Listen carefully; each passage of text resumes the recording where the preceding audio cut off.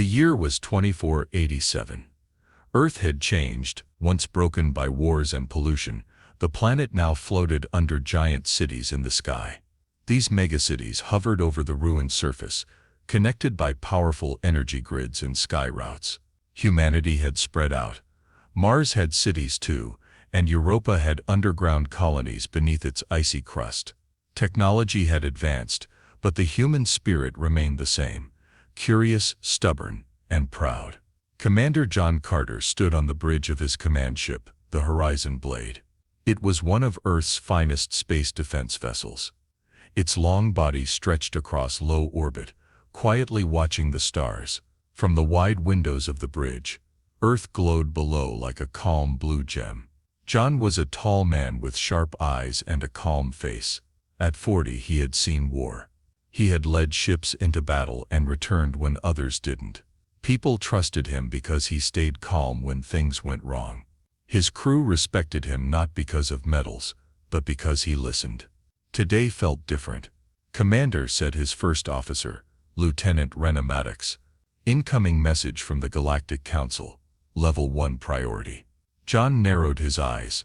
"Patch it through." A large hologram lit up in front of him. The council seal spun slowly in the air. Then a voice spoke, cold, clear and direct. "This is the Galactic Council. Earth has continued to operate outside of agreed regulations. You have refused oversight. You have rejected unity. This cannot continue." The message was short. A second file arrived. A formal document labeled Ultimatum. John read it quickly. It demanded Earth give up full control of its space defense, surrender all long-range weapons, and allow Council ships to patrol Earth's orbit. John said nothing for a moment.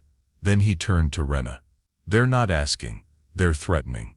Rena looked tense. "What are your orders?" "Gather the Defense Council. Tonight." Later that evening, in a high-security briefing room on Earth's central orbital station, John met with top leaders, military generals, scientists, and diplomats. The room buzzed with worry. "They'll destroy us if we refuse," said General Voss, an older man with gray eyes. "We don't have the numbers to fight the Council." "And if we give in?" asked Dr. Mara Lin, head of planetary science. "Do we become their slaves?" "They're bluffing," someone said. "They need Earth's resources. They've destroyed other planets before," said John quietly. The room fell silent. He stood. "I've read the Council's demands. I will not accept them. Earth is free. We've bled too much to be ruled again." A few nodded. Others looked unsure, but no one argued. "Prepare our defense systems. Keep it quiet, and keep watching the stars." John walked out of the room alone. As he stepped into the cold hallway, he looked through a window at the endless black of space. He knew what was coming. 3 days after the ultimatum, the Galactic Council sent another message, but this time it wasn't just words on a screen. A massive silver ship, long and quiet, entered Earth's orbit. It didn't fire weapons. It didn't send drones. Instead, it sent a signal requesting direct communication with Earth's highest commander, John Carter. Inside the Horizon Blade, the crew stood still as the message played. "This is Supreme Envoy Varel Thun. I request an audience with Commander John Carter. Now." John nodded once. "Bring him through." Moments later, the bridge lights dimmed, and a tall hologram appeared. Varel Thun. He looked human, but something about him felt off. His skin was too smooth. His silver-blue uniform had no wrinkles. His eyes, ice gray, never blinked. "Commander Carter," Varel said calmly. "You are a man of reason. Let's not waste time. Earth's independence is over. Join the Council willingly, or face the full consequences." John stepped forward. "We didn't ask to join your council. We built this world on our own. We've earned the right to stay free." Varel tilted his head. "Freedom is an illusion. You risk everything for what? Pride?" John's voice stayed firm. "For choice. For control of our future, not yours." The envoy's expression didn't change. "Then Earth will burn, one city at a time, if needed. This is your final warning." The hologram vanished. The bridge was silent. Lieutenant Reyna broke it. He means it. John nodded slowly. Yes, he does. Over the next few hours, quiet chaos spread across Earth's defense networks. Shields were tested. Weapon platforms rotated into position. Space drones began silent patrols. John sent encrypted messages to Mars and Europa, warning them of the Council's threat. That night, John stood on a balcony inside the ship, looking down at Earth's lights. Cities blinked peacefully below.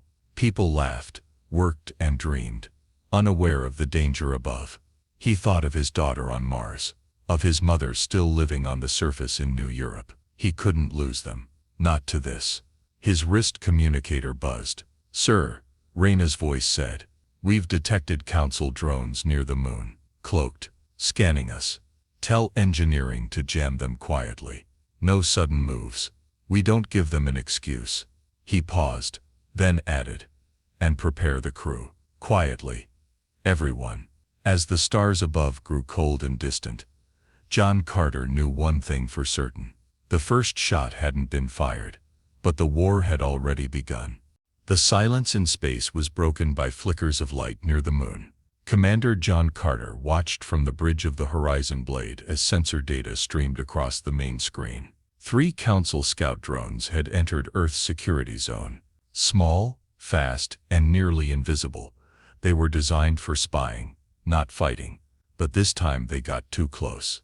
Target locked, said Lieutenant Rena Maddox. Her voice was steady but tight. Orders, sir. John's eyes stayed on the screen. No missiles. Use the EMP nets. I want one of them alive. Blue rings of energy launched from hidden defense satellites. 2 drones tried to escape. One exploded in a quiet flash. The second escaped into the void. But the third, trapped in the net, drifted helplessly into Earth's orbit. Bring it aboard, John ordered. And lock down all channels. No leaks. 2 hours later, deep inside the secure hangar, the captured drone sat on a steel platform. It was shaped like a metal spider, with glowing red eyes and long arms. Technicians in sealed suits moved carefully around it.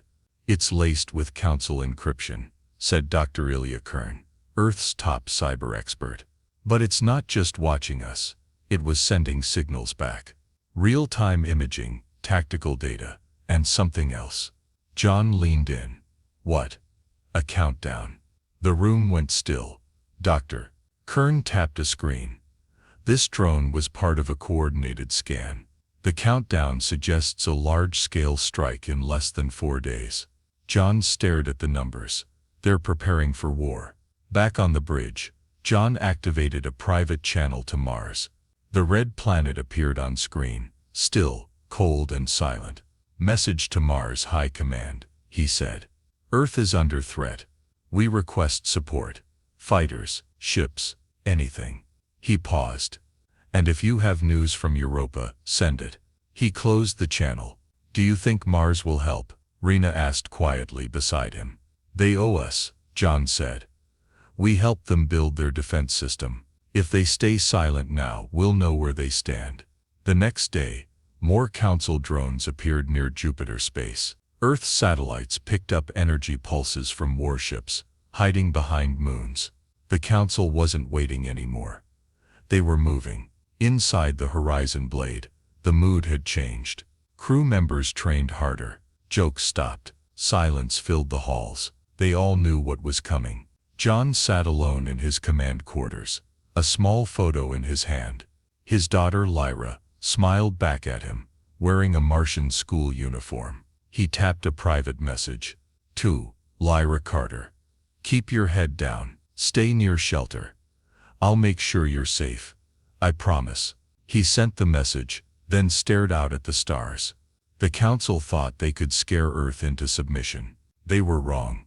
The skies above Earth looked calm, but everyone in orbit knew the truth. War was only days away.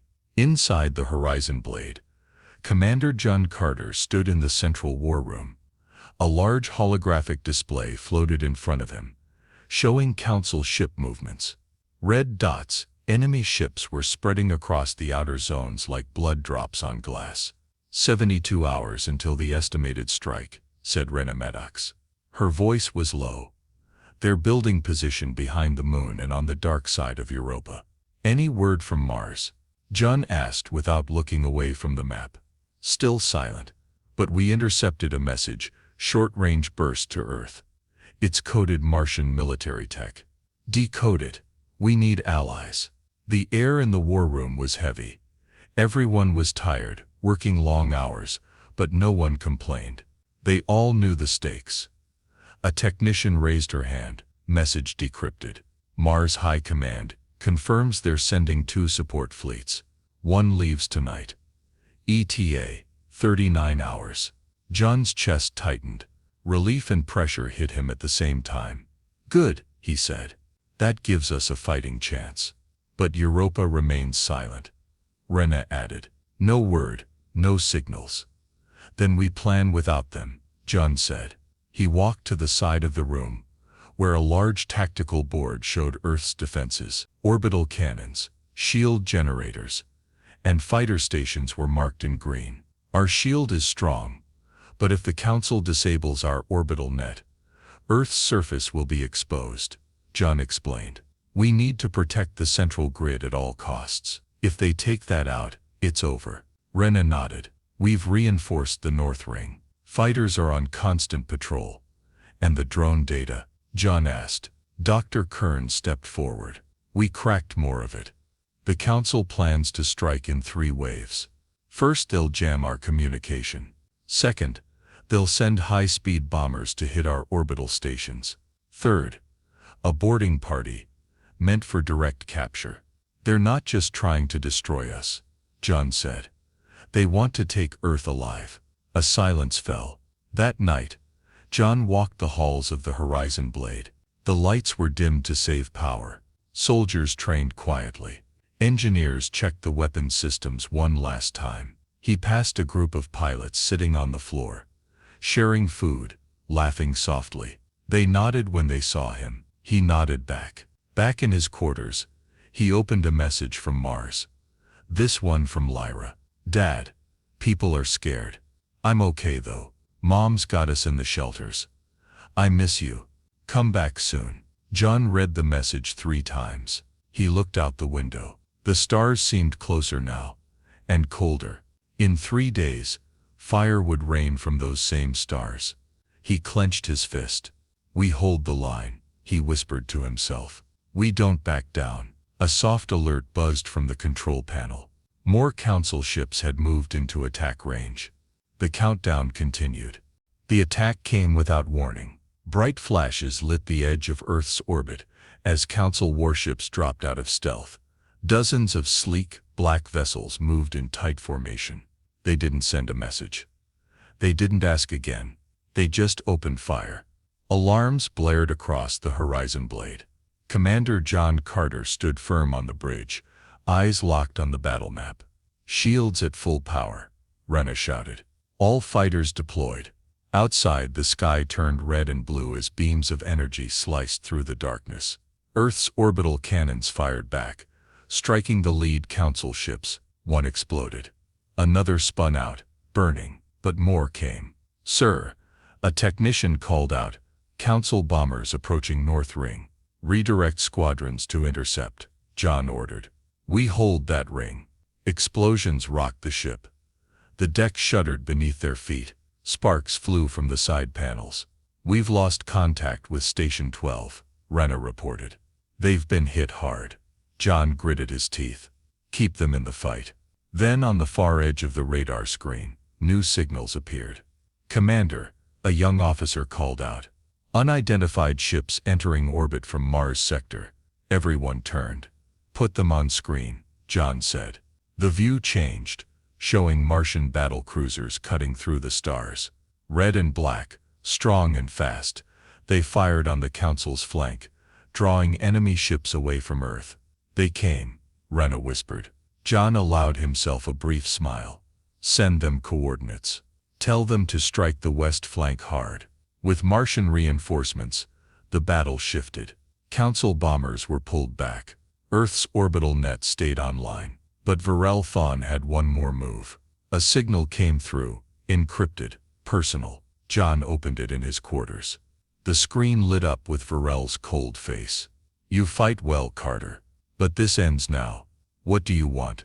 John asked. Your command. Your surrender.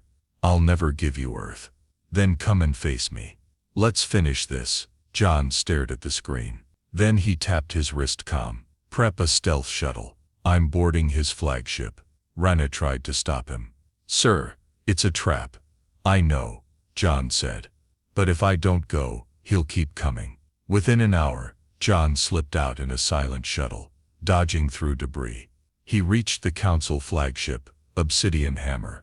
A tractor beam pulled him in. Inside, steel halls echoed with silence. He walked alone, weapon at his side, until he reached the command chamber. Varel stood waiting. "You risked everything for pride," Varel said. "No," John replied. "For freedom." They drew their weapons at the same time. Blasters lit the room. John dove behind a console, firing back. Sparks flew. Glass shattered. But then, just as Varel raised his arm to strike, one of his own soldiers stepped in front of him. "Enough," the soldier said. "This war is wrong." Other Council crew members began lowering their weapons. Some threw theirs to the floor. "You've lost them," John said, rising. Varel looked around, then at John. For the first time, his voice shook.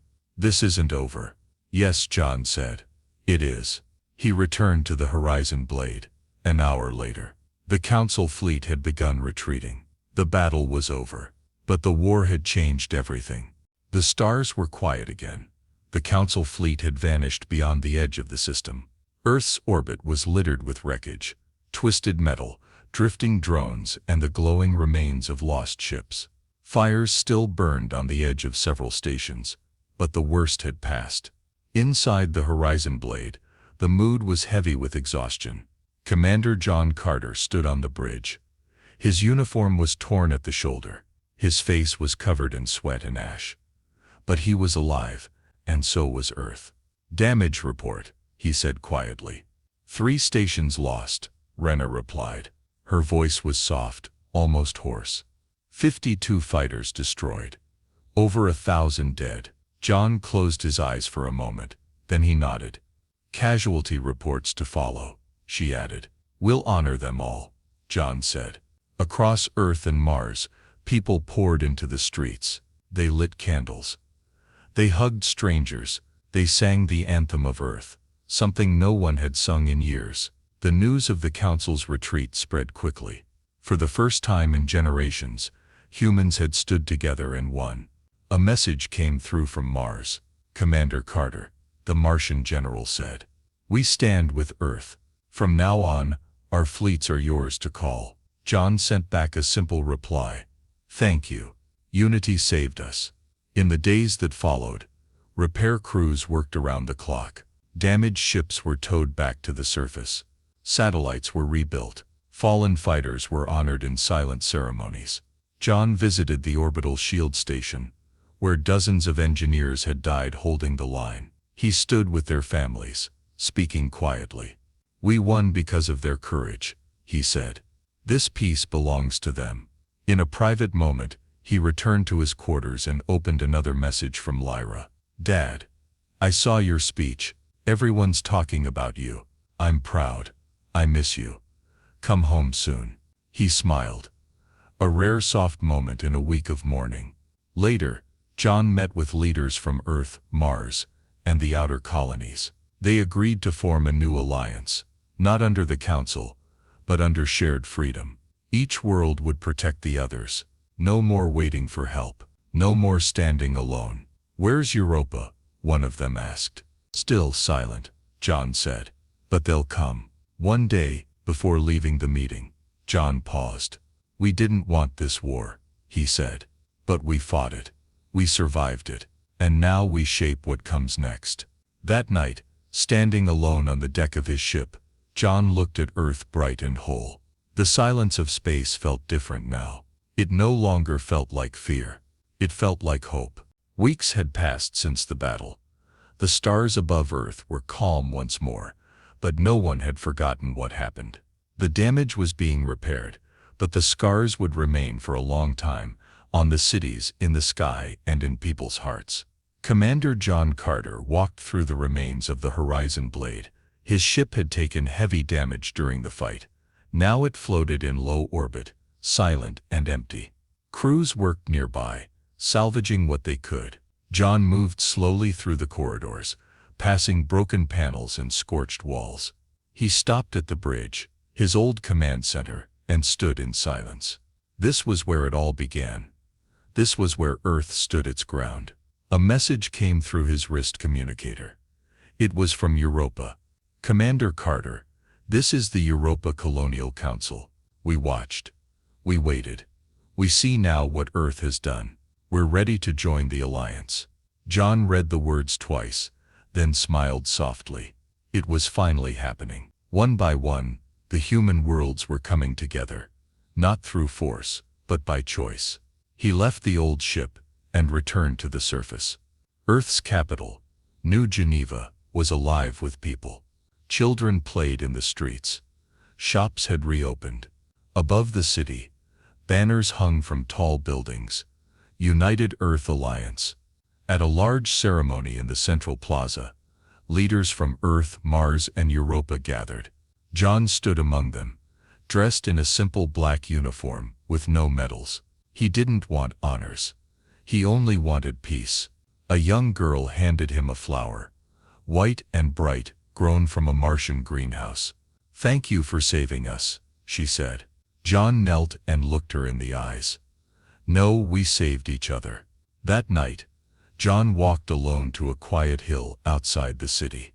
The stars above him blinked slowly, as if watching. He thought of everyone they had lost. He thought of the council ships now retreating to the edge of space. He knew this peace might not last forever, but for now it was real. He pulled out Lyra's last message and read it again. "Come home soon." He looked toward the Martian sky. "I'm coming." Above him the stars stretched on, vast, mysterious, and endless. But Earth was no longer afraid.